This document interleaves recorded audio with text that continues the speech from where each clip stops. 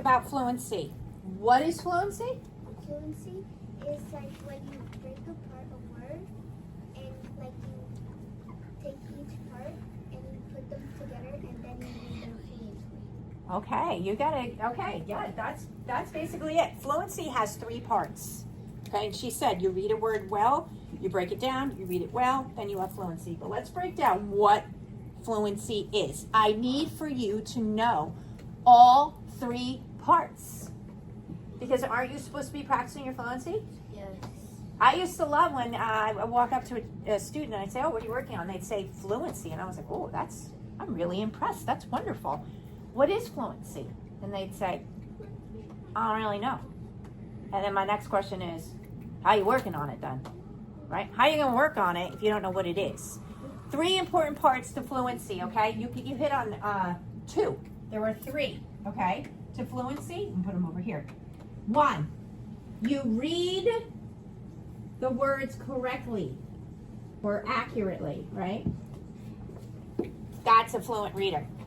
But you also have to read at a good pace.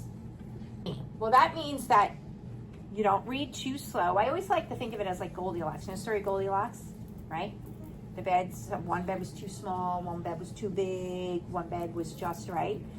Fluency is the same thing. Sometimes kids think, oh, I have to read fast.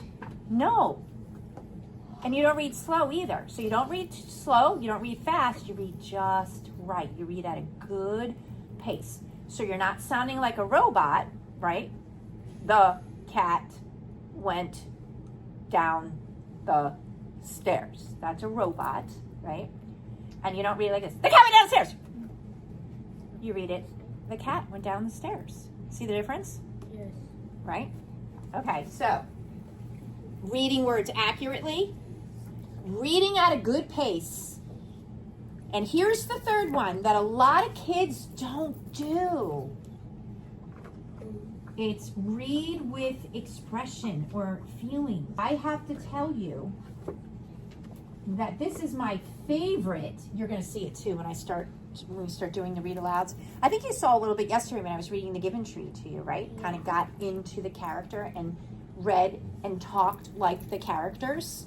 Okay, that's called reading with expression. And that's really important. Number 1, it keeps you interested in the story, right? If I read The Giving Tree yesterday like a robot, would you have wanted to listen to that? No, right? You would have been bored. You would have been like, eh. But the fact that I kind of acted the story out, didn't it make it more interesting to you? Yeah. Like you were more hooked in, right?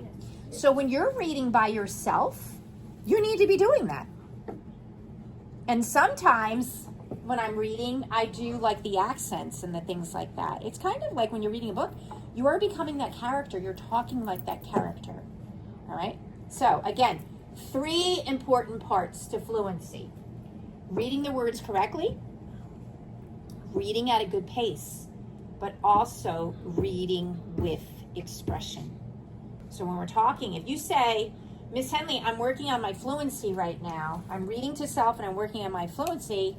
You know I'm going to say, oh, well, what does that mean? And you're going to say, well, you know what? I really need to work on reading with expression, so that's what I'm doing. Or maybe you might be working on your pacing. Maybe you're like, you know what? I read kind of slow, so I'm kind of working on my pacing. Or maybe you're working on reading words correctly. But there are 3 parts to fluency, and you must know them. Because how else are you going to get better at it, right? Everybody understand that? Okay.